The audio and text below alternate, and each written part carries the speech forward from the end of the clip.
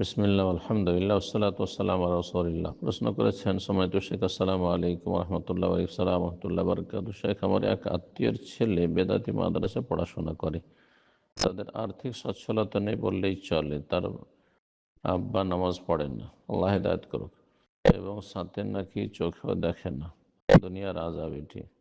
বেনামাজিদের জন্য, পাপীদের জন্য আল্লাহর আখিরাতের আযাবকে ভয় করা আরও বেশি জরুরি। তার বড় ভাইও নামাজ পড়ে না, আল্লাহ সকলকে হেদায়েত করুক, কিন্তু মা নামাজ পড়ে। এখন আমার প্রশ্ন, মাদ্রাসায় পড়ুয়া ছেলেটাকে কি জাকাত দিলে জাকাত আদায় হবে? যদি কোরআন সুন্নাহর মাদ্রাসায় পড়ে, বেদাতি মাদ্রাসায় না পড়ে তো জাকাত দেবেন। আর বেদাতি মাদ্রাসায় পড়ে বেদাতি মোল্লা তৈরি করবেন, তারা জনগণের সত্য গ্রহণের সবচেয়ে বড় বাধা।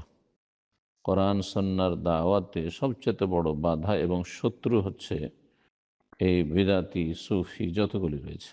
জি, সুতরাং যতগুলি বেদাতি গ্রুপ আছে সবগুলির অনিষ্ট থেকে বাঁচতে হবে, আর তার জন্য জরুরি যে তাদের মাদ্রাসা বর্জন করতে হবে। তাকে জাকাত দিবেন, কিন্তু বলবেন যে জাকাত দেওয়ার আগে যে তুমি মাদ্রাসা পরিবর্তন করে আসো, যাও তুমি আহলে হাদিস মাদ্রাসায় ভর্তি হও, সালাফি মাদ্রাসায়, তাহলে আমি তোমার খরচ দেবো, আর না হলে দেবো না। বারাকাল্লাহ ফিক। হক কথা বলবেন, সেটি দাওয়াত হবে। আর যদি হক কথা গোপনে রেখে দেবেন তাহলে তারা পথভ্রষ্ট হয়ে থাকবে, বরং মাদ্রাসাতে ফারিগ আসলে আরও আপনাদেরই শত্রু হবে। তারা কোরআন সুন্নাহর অনুসারীদের, কোরআন সুন্নাহর বিরোধিতা তারা করবে। জি, ইসলামের বিরুদ্ধে, তাওহীদ সুন্নাহর বিরুদ্ধে তারাই লেকচার দেবে। আল্লাহ তাদের অনিষ্ট থেকে রক্ষা করুন।